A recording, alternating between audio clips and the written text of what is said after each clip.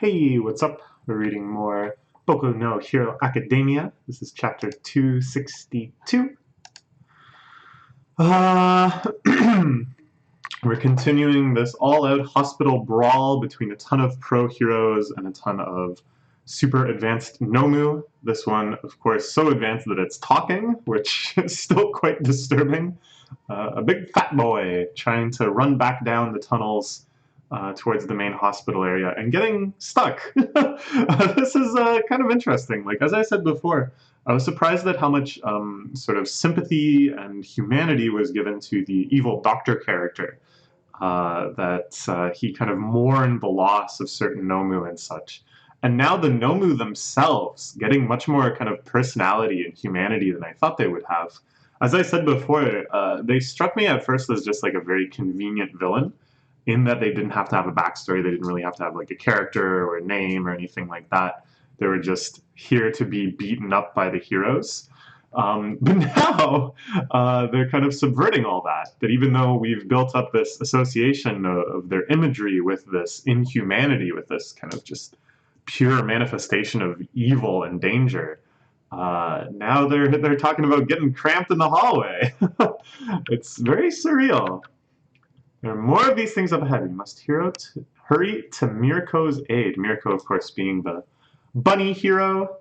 And this is the number 6 hero Crust that's holding off this Nomu. That's pretty impressive. I don't really remember this guy when they were doing the little top 10 reveal. But I guess he just didn't make that much of an impression on me. His quirk is his entire body can produce shields. Oh, that's nice. That seems quite kind of heroic, valiant. I have my shield at the ready. But here, normally that kind of shield hero just like bashes people with their shields.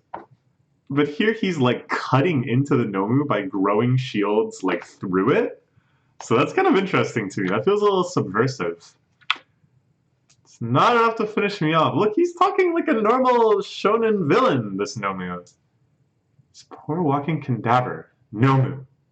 Corpses remodeled to possess multiple quirks. With no will of their own, they can only act according to their programming.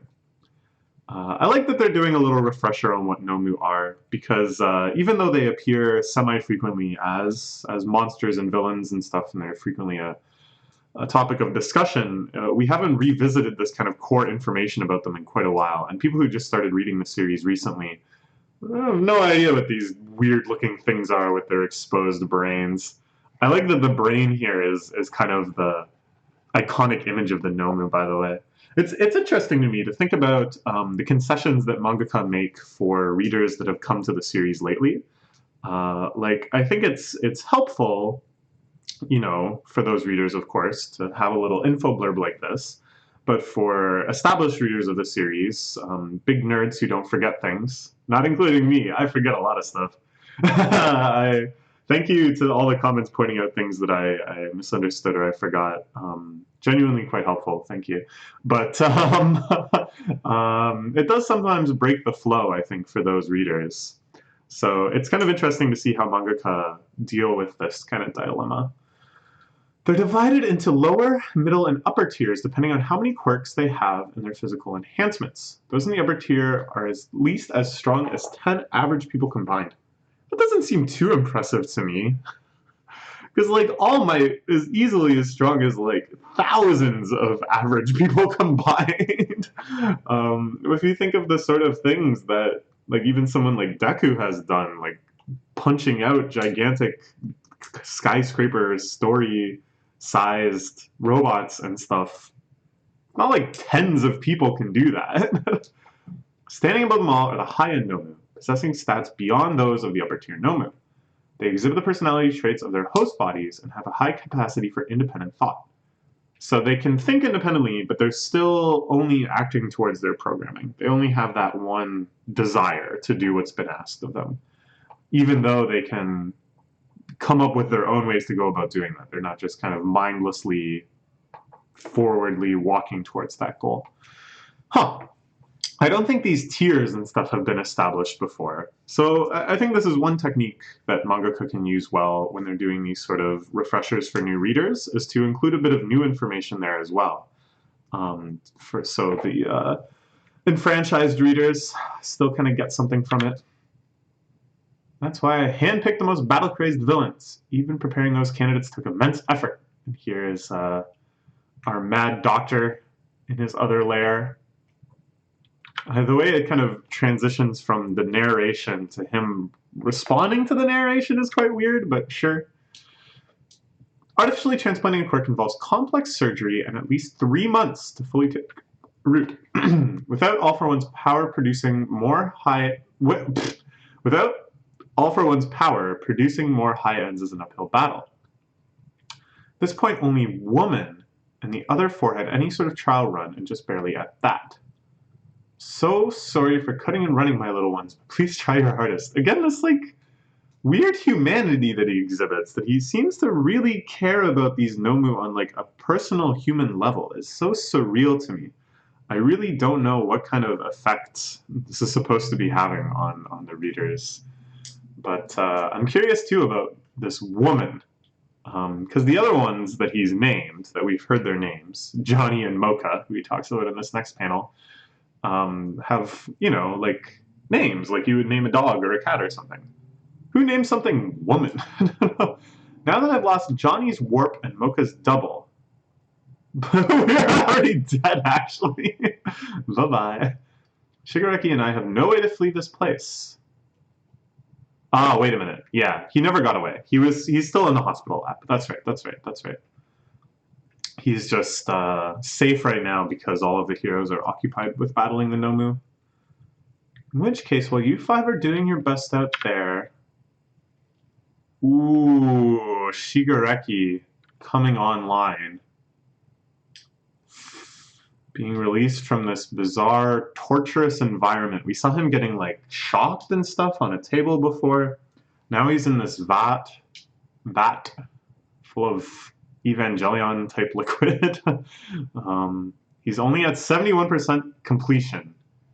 But what I'm expecting now, the kind of flow of the series now, I feel like he's going to come out and kind of stomp the huge collection of extremely powerful heroes that have amassed at the hospital.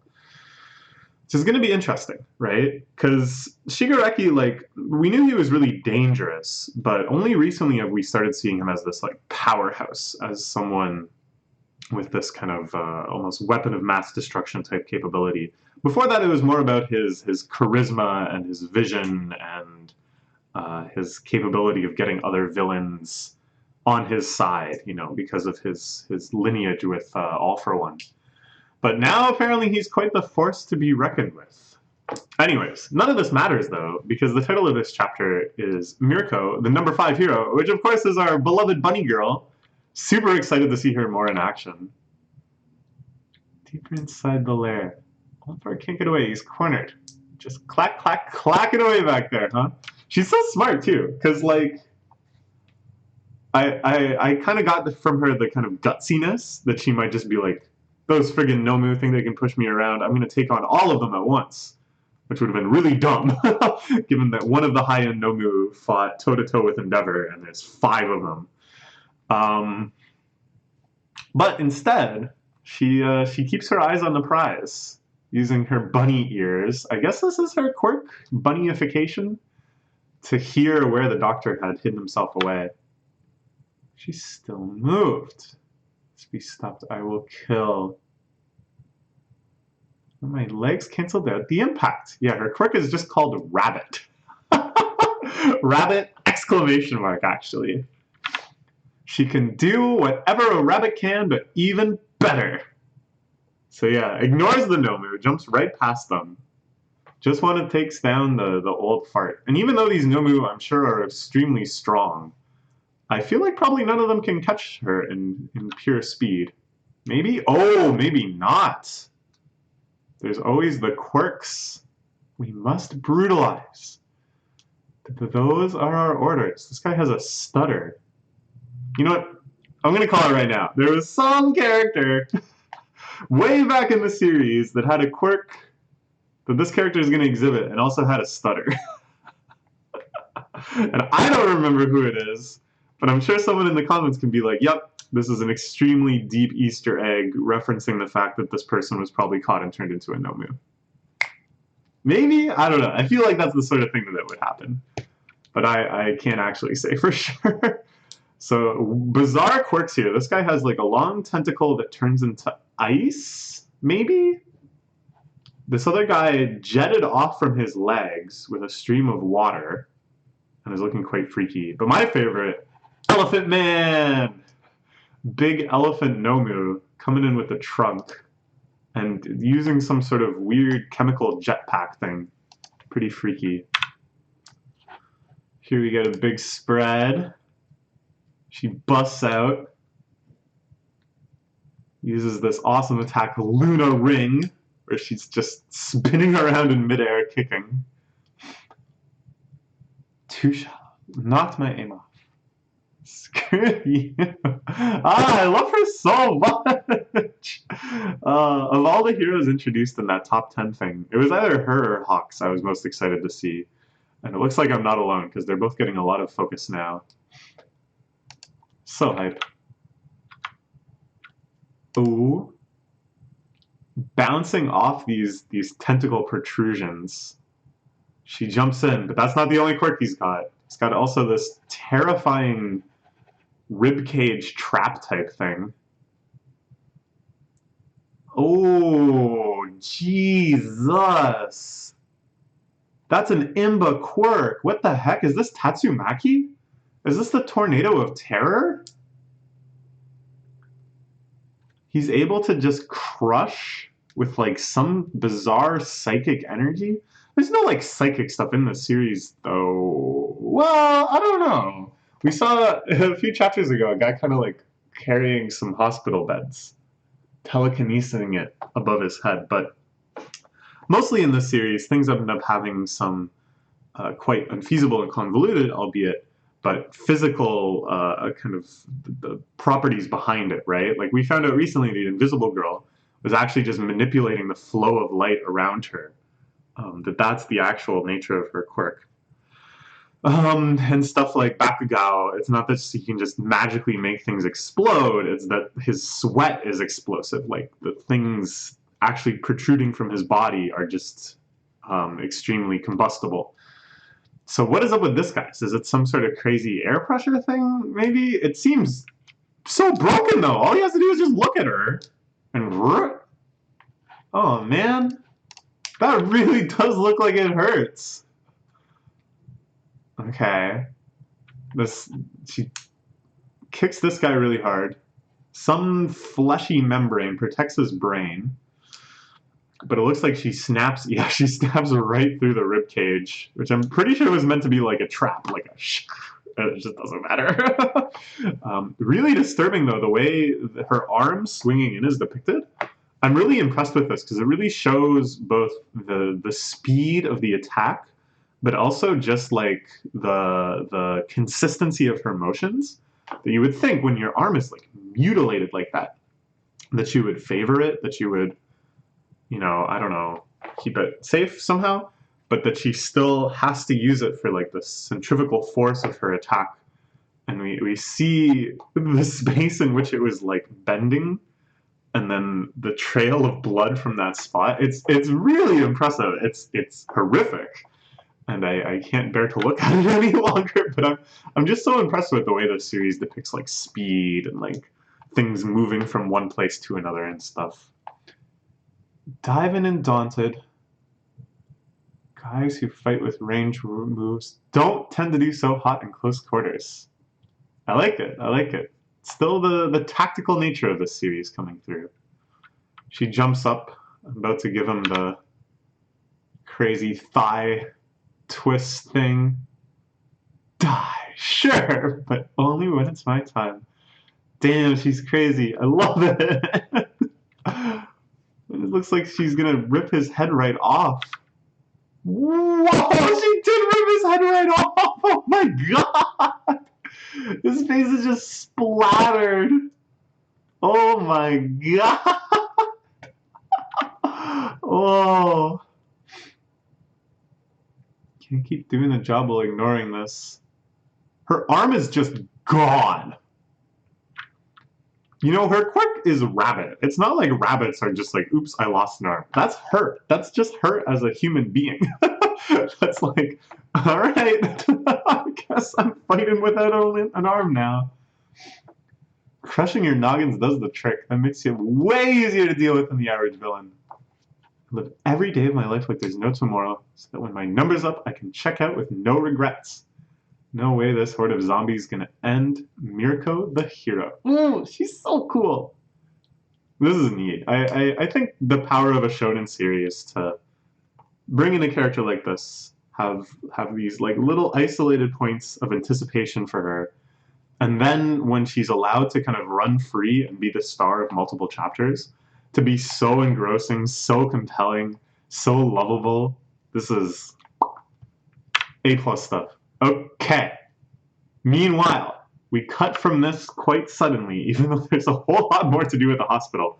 Gotta move on to the next plot point, just to keep up this sense of franticness, I suppose. We're back in the chateau way out in the mountains, where another gigantic team of heroes are about to raid. The Minister of Propaganda, whose name eludes me, is referring to Twice, Jun Baigawara. This is definitely not how you enunciate his name, but whatever. Whose name I totally forgot. Thank you for the commenters who reminded me. I knew it sounded familiar, but like, just call him Twice. Every character should only have one name. I dealt with this enough when I was reading Russian literature, and everybody had referred to as their first name and their last name and like this Christian nickname and then a diminutive form of their name. And every character had like 6 or 7 names. It's like, who are you talking about? Who are you talking about? Just say Alyosha. Just always say Alyosha. Anyways, he's running around typing on his laptop, which I love. Been keeping a close eye on Hawks from the start. He never acted any suspicious in any way. We've been deceived, but it wasn't my fault. Twice is to blame. Heroes are coming. So they're on to Hawks' deception. I'm not sure how he found out. He blames Twice entirely, which kind of makes sense. Like, Twice was definitely the one that was most buddy-buddy with Hawks, the one who revealed the location for this, I'm pretty sure. Even though this is supposed to be just, I think, a meeting of the elite of the Paranormal Liberation Front, or whatever it's called. I don't know. I think he's also just trying to shift blame off everyone besides one person. But you know, this is all leading up to the ending I anticipated with Twice's character, where he's kind of redeemed. He decides to live a good life. Maybe he helps out in one battle, but it's like, to contrast the heroes and the villains, the heroes choose not to exploit his overwhelmingly powerful quirk and just let him live out his life in peace. And he's kind of just neutralized as a threat. I think this blaming him entirely for Hawks being able to infiltrate is another forebearer of that. And it looks like the chateau out here, this lovely chateau, is getting ripped in half. So I'm excited to see that. Very fun chapter. Looks like the action is just going to continue to escalate from here. So please join me tomorrow for chapter 263. And then probably by that time, chapter 264 will be out as well. And with that, we'll be caught up. At last, we're finally getting caught up on all these wonderful series. And I couldn't be more excited. Bye-bye for now.